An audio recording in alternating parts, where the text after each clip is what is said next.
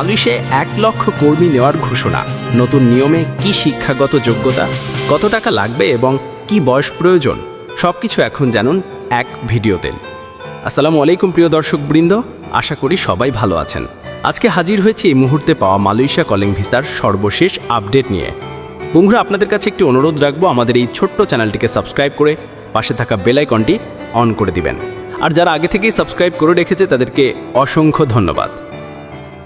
মালয়েশিয়ার সুমো বাজারে অবশেষে এলো বছরের সবচেয়ে বড় ঘোষণা।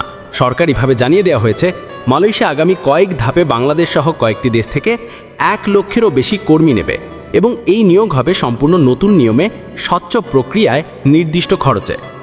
কয়েক মাস ধরে গুঞ্জন, অনিশ্চয়তা, আলোচনা সবকিছুর পর এখন এই ঘোষণাই শ্রম বাজারকে আবার সরব করে তুলেছে। বিশেষ করে যারা দীর্ঘদিন ধরে অপেক্ষা করছিলেন, যাদের মেডিকেল বা রেজিস্ট্রেশন ঝুলেছিল এবং যারা নতুন করে আবেদনের জন্য প্রস্তুতি নিচ্ছেন, তাদের জন্য এই ঘোষণা এখন সবচেয়ে গুরুত্বপূর্ণ খবর। মালয়েশিয়ার মানব সম্পদ মন্ত্রণালয়ের দাবি, শিল্প কারখানা, নির্মাণ, কৃষি, পরিষ্কার পরিচ্ছন্নতা, ফ্যাক্টরি লাইন, ওয়্যারহাউস সব সেক্টরে শ্রমিকের ঘাটতি তীব্রভাবে বেড়ে যাওয়ায় দ্রুত বড় পরিসরে নিয়োগ দিতে হচ্ছে।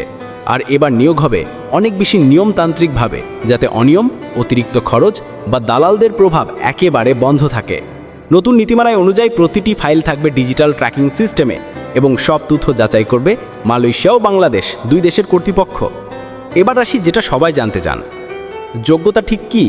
নতুন নিয়মে বয়সসীমা রাখা হয়েছে 21 থেকে 45 বছর। 46-এর ওপর হলে আবেদন গ্রহণ করা হবে না। অবশ্যই পাসপোর্টের বয়সের ওপর ভিত্তি করে যাচাই হবে। শিক্ষাগত যোগ্যতার ক্ষেত্রে এবার নতুন শর্ত এসেছে, কমপক্ষে 8ম শ্রেণী পাস থাকা ভালো, তবে সাধারণ পড়তে লিখতে পারলেই অনেক সেক্টরে চাকরি দেওয়া হবে। ফ্যাক্টরি, মেন পাওয়ার, ক্লিনিং, প্ল্যান্টেশন এই সেক্টরগুলোতে উচ্চশিক্ষা লাগবে না। তবে যাদের ইংরেজি বা বেসিক কম্পিউটার জানা আছে তাদের জন্য বিশেষ সেক্টরে আলাদা সুযোগ তৈরি হবে।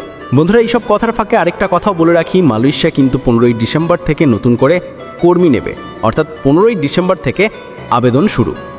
সবচেয়ে আলোচিত প্রশ্ন, কত টাকা লাগবে? মালয়েশিয়া এবার খরচের বিষয়টি নিয়ে সবচেয়ে কঠোর অবস্থানে গেছে। নতুন নীতিমালা স্পষ্ট বলা হয়েছে, এজেন্সিগুলো নির্দিষ্ট খরচ ছাড়া 1 টাকাও বেশি নিতে পারবে না।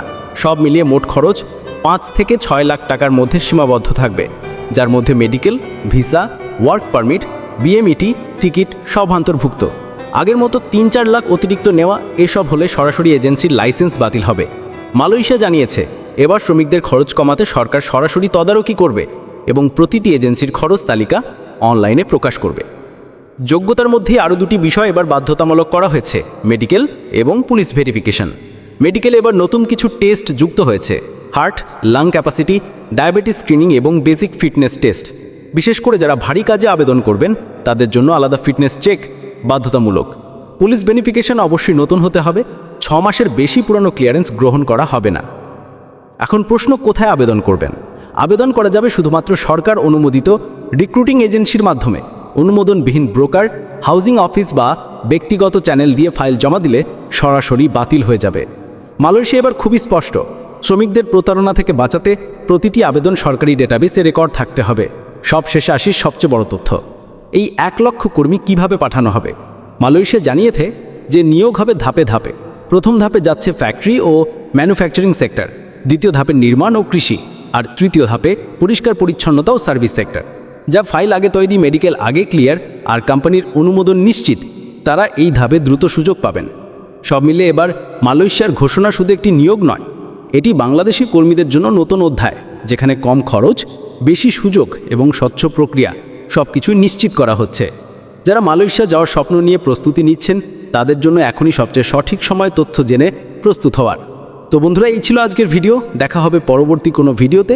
ভিডিওটি যদি আপনাদের উপকারে আসে তাহলে আমাদের এই ভিডিওতে লাইক, কমেন্ট বন্ধুদের সাথে শেয়ার করে দেবেন। ধন্যবাদ সবাইকে।